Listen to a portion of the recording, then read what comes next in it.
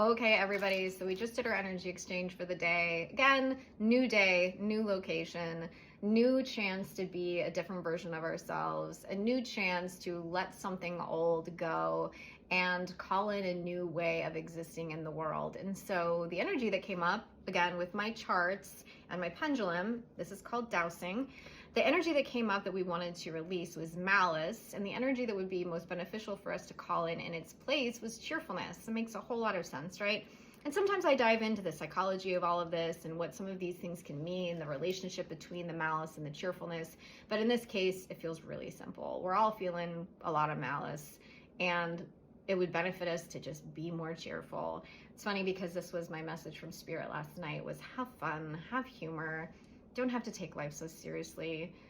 You know, depending upon your birth chart and your human design and your numerology and your trauma and your heritage and your upbringing and all of the things, some of us just tend to be more serious than others, and that's okay. And right now, I think this is confirmation that cheerfulness would actually be really beneficial for all of us, even if for the moment, even if just for today. You can decide if tomorrow you want to be filled with malice again, but for today, let's be filled with cheerfulness and see what happens.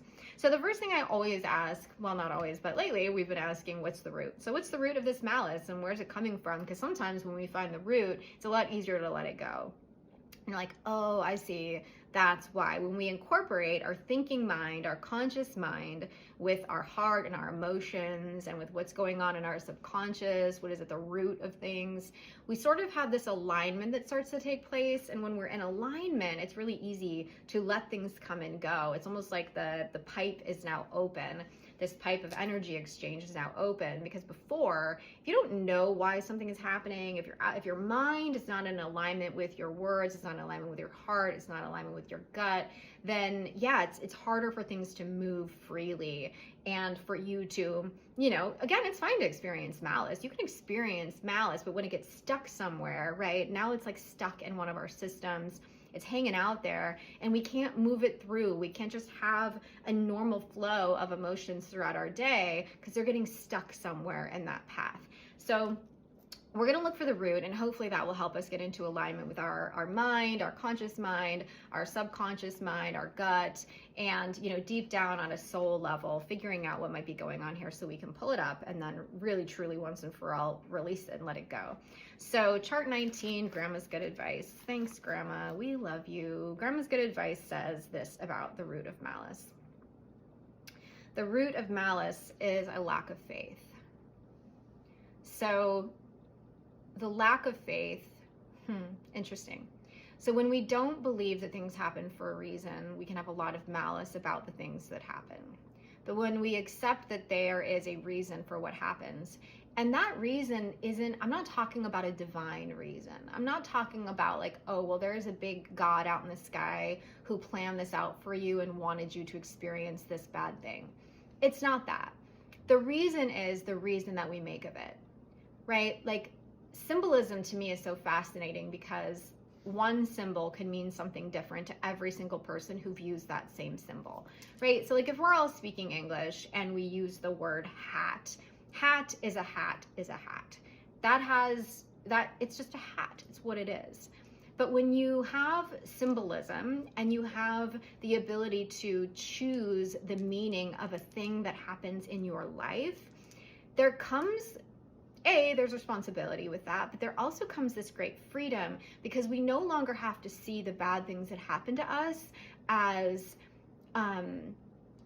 all bad or only terrible, or this thing that is out of our control that happened to us that we have nothing to do with it or nothing now to make meaning out of it with. And so for me, when something disruptive happens in my life, when someone is mean to me, when I have a difficult time, instead of just feeling like a victim of circumstance, I now view this as an opportunity for growth, an opportunity for me to learn about myself, an opportunity that the universe has presented me to grow past one of my issues, traumas, triggers, karma. So, this to me, this is saying you're feeling overwhelmed with malice because you're not having the faith to see the purpose in what's happened, to see the beauty in what's happened and to take that and use it as a tool for your own growth and self-discovery. So Grandma's saying have faith, and you probably will feel a lot less malice in your life. Does it mean you're not going to have pain and trial and tribulation? No. It just means that when those things happen, your faith is the thing that is holding you up, that is helping you see the meaning in it, and then create a new world and a better world for yourself from that meaning and from that reasoning. So I don't think there's anything we need to do here to clear out this root, but I'm going to ask about our blocks to tolerance. And so when we're looking at our ability to tolerate life, to not feel such malice, what do we need to do here? I guess we're going to just check our numbers. Sorry, not what do we need to do, but what percent are we open to tolerance? And this is 100% because over here is my 100 and this is my 0. So, and then what percent are we blocked to our tolerance?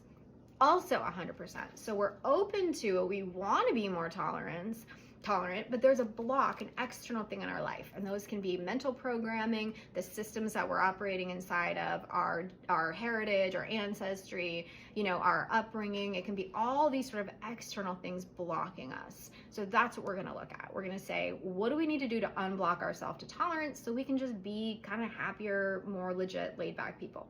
Okay, so we're going to look at our charts, and our charts are going to say go to chart 5 now. So we go to chart 5, and this is the basic spiritual response technique dowsing. You go back and forth between your first chart and then whatever that first chart guides you to, then you go there and you just do this. It's a conversation. It's a conversation with our high selves. It's a conversation with spirit. It's a conversation with the subconscious realm. It's a conversation with the collective consciousness. So it's fun. I love these kinds of conversations because I love chatting. Again, appeasement is coming up. So appeasement is blocking us to our tolerance. Fascinating.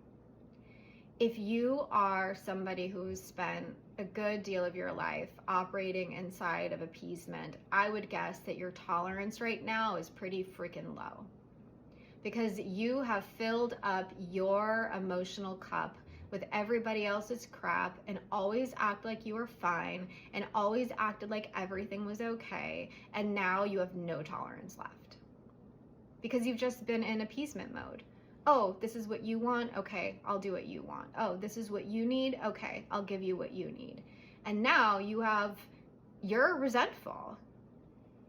I would say the basic undertone of this kind of maliceness that you're feeling is actually resentment, because you actually haven't been communicating your needs and asking for what you want, and you've just been appeasing everybody else. So we're releasing you from that pattern of appeasement, from any archetypes that operate inside of appeasement. This can be the victim archetype, this can be the healer. The healer and the mystics oftentimes get stuck into this appeasement thing. My role is to heal, so I will appease you and make you feel good at my own expense. So we're releasing ourselves from that right now, asking for that all to be called into balance on a collective level. Our whole collective consciousness is just getting elevated right now to the point where we don't need to appease people anymore. We can actually just speak our mind and say what we want, and we have nothing to be afraid of either. Okay, so what else is blocking us to our tolerance? We've cleared appeasement out of the way. What else is blocking us to our intolerance? Is this chart 11 or chart 12? So chart 11 or chart 12? Chart 12. Okay, chart 12. So then I zip on over to chart 12 and we say, what on chart 12 is going on here? What is blocking us to our tolerance? Dysfunction of creative energy by our emotions. Yeah, that's interesting. Are you feeling malice right now because you are not able to be the creator of your own life, because your emotions are preventing you from being the creator of your own life, or because appeasement has been blocking you from being the creator of your own life, and so now you're feeling real intolerant? You're feeling real intolerant because you are living a life that somebody else designed for you because it's what they wanted for you, and you allowed yourself to get sucked into that. You allowed yourself to operate from a space of being somebody else's energy, somebody else's support, somebody else's, hype man, somebody else's whatever. You just played a role for somebody else, putting your own needs aside, your own desires aside, Now you have dysfunction of your emotional expression, your creative expression. The things that you want to create, you haven't been creating because you've been allowing yourself to be a tool of somebody else's creation. Ouch. Ouch. Painful. Okay, so we're clearing you of that now. And again, what do I mean when I say that? First of all, it just means like, it's a prayer. It's like, hey, if Susie's dealing with this issue right now, please help Susie. It's a prayer. It's like spirit, collective, like help Susie know how to stand up for herself and express her wants and needs and emotions. Give her the strength to do that. So that's one, it's a prayer. The other part of it is like, it's like, hey, collective, get into it. Get into this. Take responsibility. Start taking some actions based off of this information that I'm sharing with you. You are not just a puppet for someone else. You are not bound.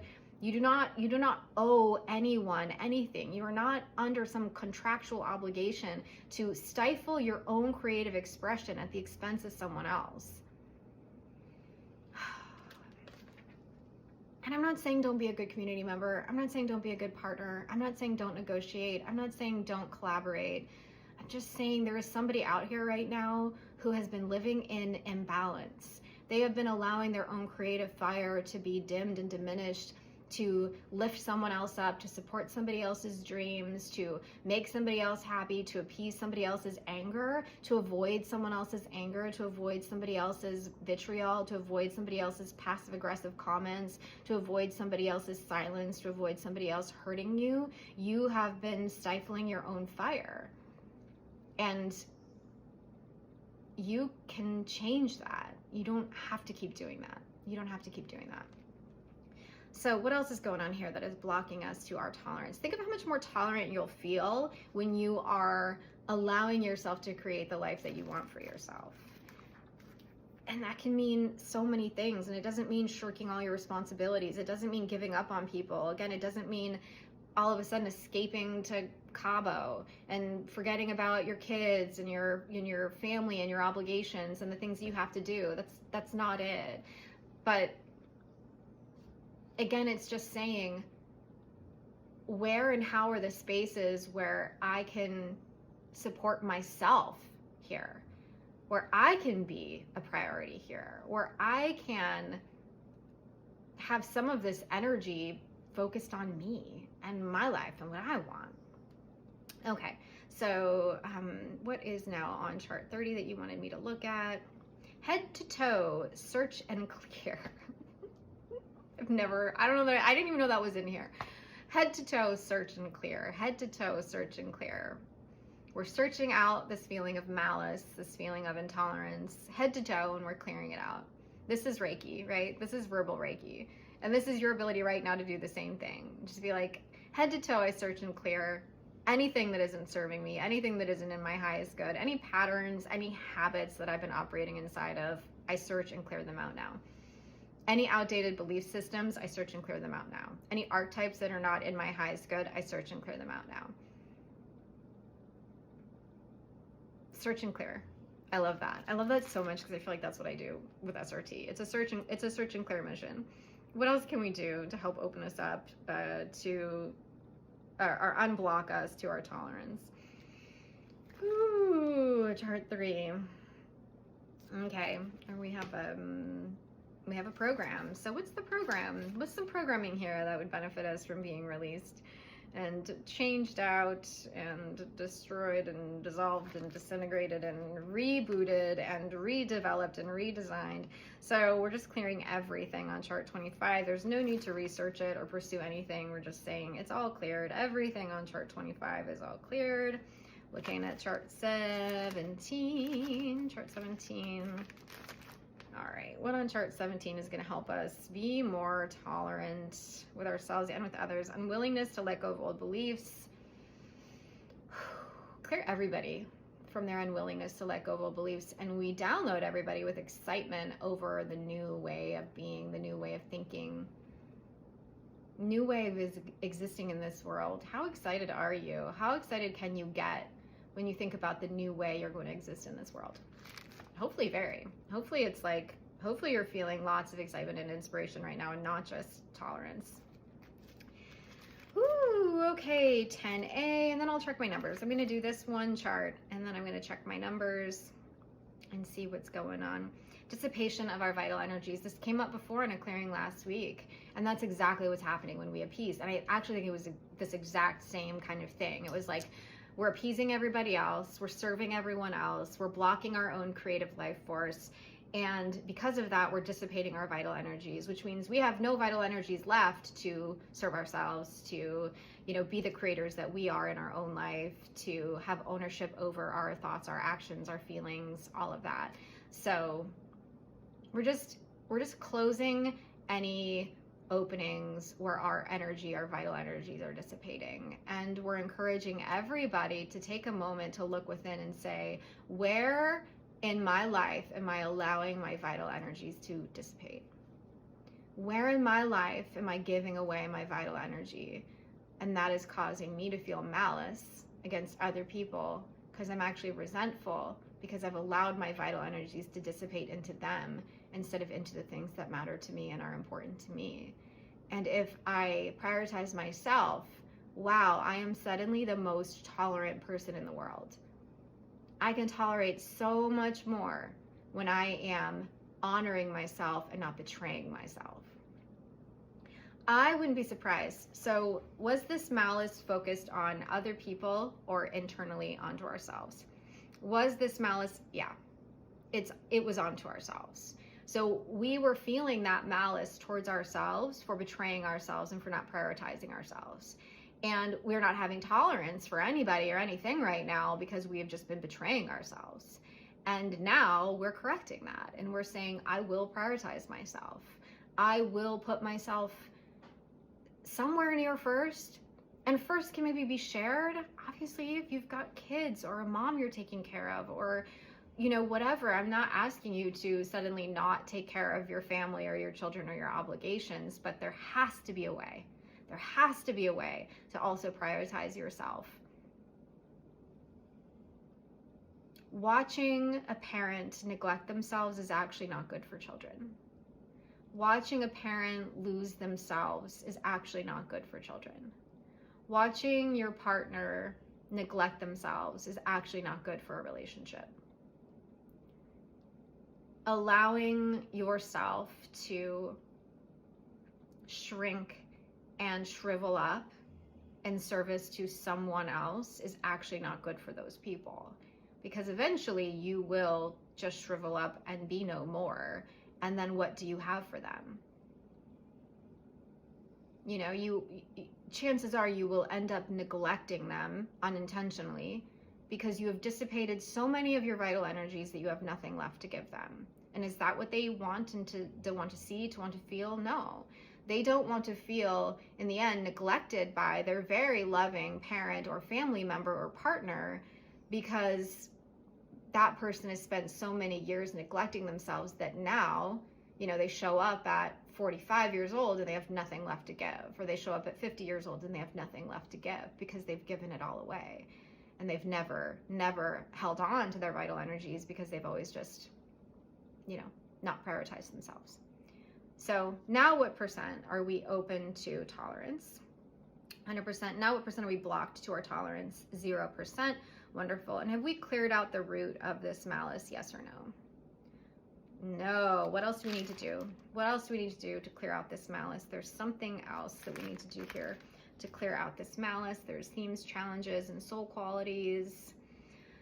Our life meaning and our purpose. What percent is the collective open to their life meaning and their purpose? 100%. What percent are they blocked to their life meaning and their purpose? 0%. So for whatever reason, that just came up to say,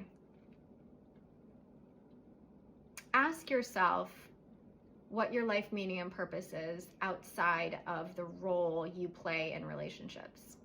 Whether that is as a mother, father, child, auntie, uncle, grandparent. What is your life purpose outside of those roles? And is it possible for you to be a happier, more tolerant person when you release yourself from the role and you just see yourself as the soul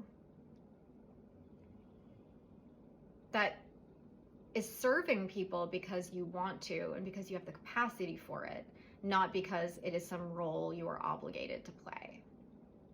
Can you want to be there in partnership with another human being? Again, any relationship, not because you feel obligated based off of your title or your role. Can you have those soul connections? Can you have the soul connection as a parent, as a partner, as a family member, as a friend, and still hold space for and give time and energy to your purpose on this planet outside of those roles? Because those roles are beautiful and they're important, but chances are there is another purpose and another meaning in your life outside of that. And can you give yourself the gift of looking into that purpose and meaning? Okay. Are we all set for today? Have we done our clearing? Yes. So we're doing 100% of 100% of mop up. We're going to look at our replacement energies. So what are our replacement energies today? Joy. Joy. That's it. We're just going to have some joy today. Joy definitely is helpful with tolerance. The more joyful we feel, the more tolerant we feel, I am sure. So thanks, everybody.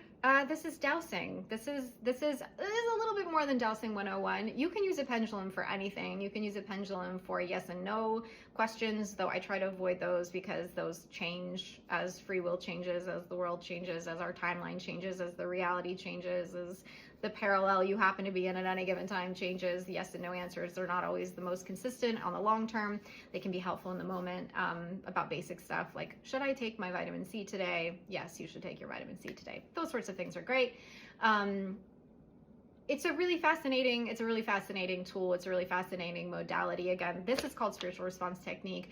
If you are interested at all in anything that I do here, or interested in just having a spiritual life, maybe you are somebody that has not felt safe having a spiritual life and you just want to talk about what that might look like for you, how you could incorporate things like prayer and things like dowsing into your life in a spiritual way because you're feeling some spiritual lack, I would love it if you would reach out. We can have conversations about that in all sorts of different ways. All right, everybody, I hope you have a wonderful rest of your Tuesday, and we will see you next time on another episode of Clearing with Kate.